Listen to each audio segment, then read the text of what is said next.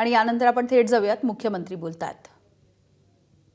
आपल्या गोष्टी पसरवणारे हे अक्षरशः एक प्रकारे देशद्रोह करतायत आणि म्हणून माझं मत आहे की अशा पद्धतीनं खोट्या बातम्या पसरवणाऱ्यांवर कडक कारवाई हे आम्ही देखील करणार आहोत. प्रधानमंत्री महोदयांच्या ॲश्युरन्स नंतर मला हा विश्वास आहे की भारताने ही परिस्थिती टॅकल करण्याकरता जे काही उपाययोजना केलेल्या आहेत त्यामुळे आपल्या सर्वांचं जे काही जीवन आहे हे कमीत कमी अफेक्ट होईल अशा पद्धतीनं पुढेही ही सगळी स्ट्रॅटेजी तयार केली आहे. आज 150 दिवसाचा जो कार्यक्रम महाराष्ट्र सरकारने हातामध्ये घेतला होता त्या कार्यक्रमाचं समापन म्हणून त्या सगळ्या कार्यक्रमामध्ये विशेषतः ई-गव्हर्नन्समध्ये ज्या लोकांनी उत्तम काम केलं त्यांना आम्ही पुरस्कार दिलेले आहेत.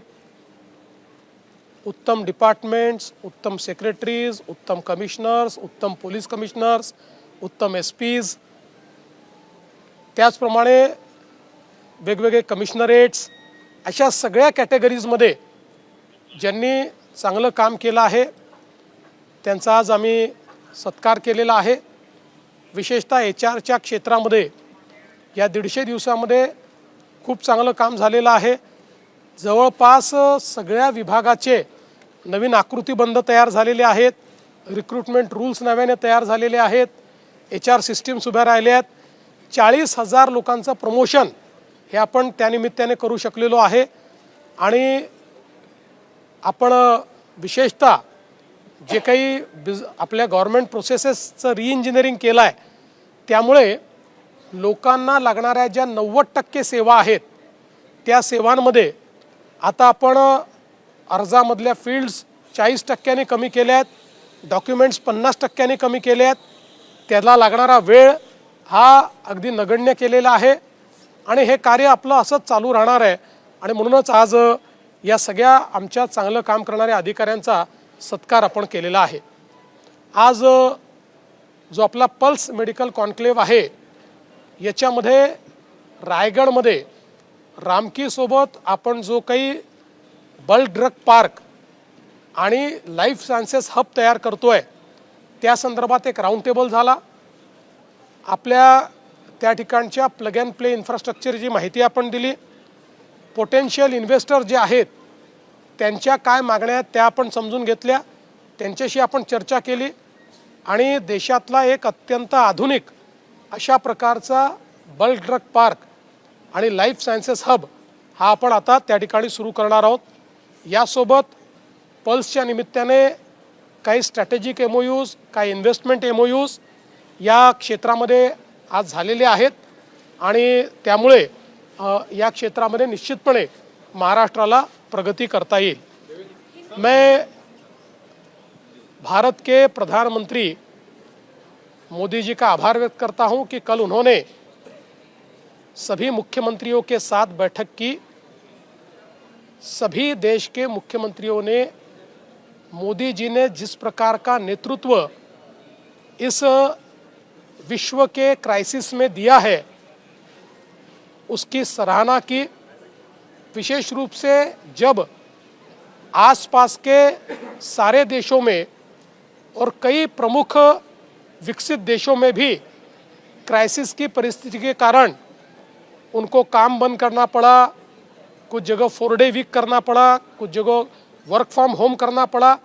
ऐसे समय जिस प्रकार से मोदी जी ने इस क्राइसिस को हैंडल किया, पेट्रोल डीजल की आपूर्ति में कोई कमी नहीं आने दी. जो कीमतें बढ़ी उसका शॉक भी केंद्र सरकार ने स्वयं सहन किया, वो ग्राहकों पर नहीं डाला. साथ साथ गैस सिलेंडर LPG लोगों को मुहैया कराए और अब कमर्शियल LPG भी 70% तक उसकी आपूर्ति को ले जाने का काम किया. तो इस क्राइसिस में इस कार्य के लिए सबने उनकी सराहना भी की.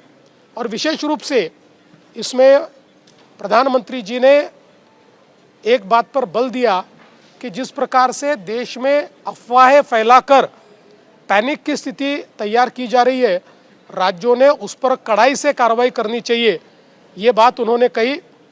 और आगे में इस प्रकार के जो भी परिस्थिति है उस परिस्थिति में कम से कम डिसरप्शन कैसे हो, इसकी स्ट्रेटेजी भी प्रधानमंत्री जी ने बताई है।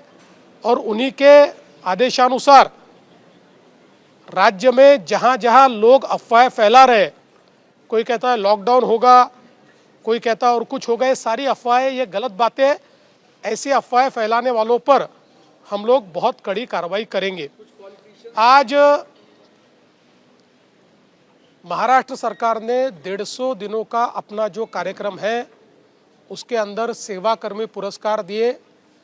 ई गवर्नेंस में विशेष रूप से जिन्होंने बहुत अच्छा कार्य किया, ऐसे सारे डिपार्टमेंट्स, कमिश्नरेट, फील्ड ऑफिसर्स, मंत्रालय, सभी को अवार्ड दिया गया। बहुत बड़े पैमाने पर ई गवर्नेंस, एआई, ब्लॉकचेन में महाराष्ट्र धीरे धीरे लीडर बन रहा है और विशेष रूप से लोगों को सेवाएं देने के लिए सुगमता लाने का काम और किसी को भी ऑफिस में न जाना पड़े, इस प्रकार के गवर्नमेंट प्रोसेस के री इंजीनियरिंग ये महाराष्ट्र ने की है। इसके लिए आज इन सभी अफसरों को हमने एक प्रकार से उनका सम्मान किया है। पल्स, ये जो मेडिकल कॉन्क्लेव 2 दिन से मुंबई में आयोजित की गई है, इसको बहुत अच्छा रिस्पांस मिला है। आज इसमें बल्क ड्रग पार्क और लाइफ साइंसेस हब जो महाराष्ट्र सरकार रामकी के साथ रायगढ़ डिस्ट्रिक्ट में प्लग एंड प्ले इकोसिस्टम के तहत खड़ा कर रहा है, उसका एक राउंड टेबल हुआ। इस राउंड टेबल में हमारी कैपेबिलिटीज़ के बारे में, हमारे प्लान्स के बारे में हमने इस क्षेत्र के इन्वेस्टर्स को बताया। इस क्षेत्र के इन्वेस्टर्स ने उनकी क्या चाह है वो भी हमारे सामने रखी। एक बहुत सार्थक चर्चा हुई और मैं ऐसा मानता हूँ कि एपीआई के क्षेत्र में बहुत बड़ी इन्वेस्टमेंट आने वाले दिनों में इस बल्क ड्रग पार्क में आएगी और आत्मनिर्भर भारत का जो हमारा सपना है हम उसको पूरा कर पाएंगे। साथ साथ पल्स के माध्यम से आज कुछ इन्वेस्टमेंट एमओयूज और कुछ स्ट्रेटेजिक एमओयूज भी हमने किए हैं और मुझे लगता है उसके कारण महाराष्ट्र में एक बहुत अच्छी इन्वेस्टमेंट का सिनेरियो खड़ा हो रहा है। पॉलिटिशियंस भी अफवाहें जो फैला रहे हैं, कई प्रदेशों के मुख्यमंत्री इस तरीके के ट्वीट और चीजें कर रहे हैं, इससे लोगों में भ्रम पैदा हो रहा है। इसमें इन्वॉल्व है। देखिए, मैं ऐसा कहूँगा कि एक प्रकार से ये देश विरोधी कृत्य है। देश के लोगों को गलत जानकारी देना, उनको भड़काना, देश में डिसरप्शन तैयार करना, देश में पैनिक बाइंग की स्थिति लाना, ऐसा काम जो कर रहे हैं वो देश हित में काम नहीं कर रहे हैं, वो देश के विरोध में काम कर रहे हैं।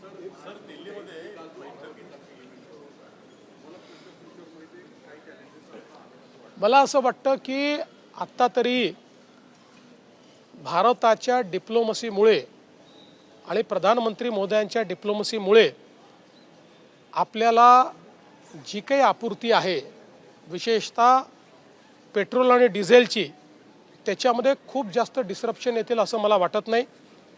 कारण त्याचे वेगवेगळे रूट्स आणि त्याचे जवळपास 41 देशातनं इम्पोर्ट्स, असं एक डायव्हर्सिफाईड पोर्टफोलिओ गेल्या 10 वर्षात उभा राहिला आहे। LPGच्या संदर्भात स्ट्रेट ऑफ हॉर्मुझमधनं मोठ्या प्रमाणात आपला LPG येतो, पण त्यालाही काही कंडिशनसहित परमिशन मिळते आहे। त्यामुळे जरी सप्लाय थोडा स्लो होत असला तरी देखील सप्लाय येतो आहे। मला असं वाटतं की एक प्रकारे माननीय प्रधानमंत्री महोदयांच्या डिप्लोमसीमुळे खूप मोठे चॅलेंजेस नाही आहेत, तथापि छोटे चॅलेंजेस येतील, सप्लायचे चॅलेंजेस येतील, ते आपण त्या ठिकाणी आपल्या स्ट्रॅटेजीच्या माध्यमातून ओव्हरकम करण्याचा प्रयत्न करतोय।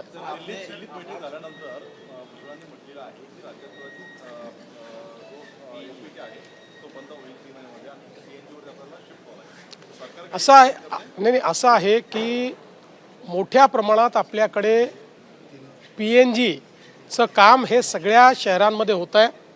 महानगर गॅस निगम लिमिटेड हे पाईपलाईन टाकण्याचं काम करतायत आणि पाईप गॅस हा लोकांपर्यंत पोहोचवण्याचा आपला प्रयत्न आहे। कालच आपण एक GR काढून सगळ्या महानगरपालिका नगरपालिका क्षेत्रांमध्ये गॅस पाईपलाईन टाकण्याकरता सगळ्या अटी आणि शर्ती या शिथिल केलेल्या आहेत. राईट ऑफ वेज त्यांना देण्याचा प्रयत्न आपण करतो आहोत.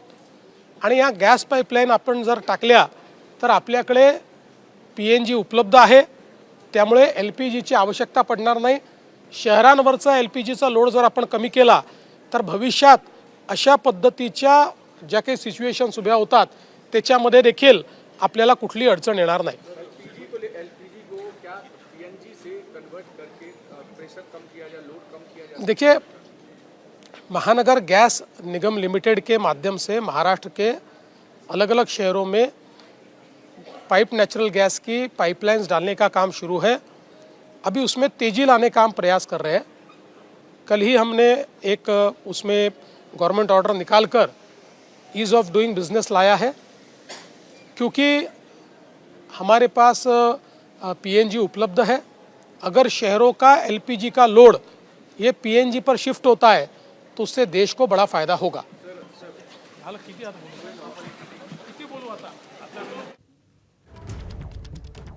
तर मुख्यमंत्री बोलत होते. देशामधल्या इंधनाचा तुटवडा, राज्यामधल्या इंधनाचा तुटवडा या सगळ्या संदर्भात त्यांनी भाष्य केलेलं आहे. तर शहरांवरती ज्या पद्धतीनं LPG मोठ्या प्रमाणावरती वापरला जातो, शहरांमध्ये PNGचा गॅस अधिकाधिक कसा वापरता येईल यावरती भर आणणार असल्याचं देखील मुख्यमंत्र्यांनी म्हटलेलं आहे. शहरांवरचा LPGचा लोड कमी करणार असल्याची माहिती मुख्यमंत्र्यांनी दिली आहे.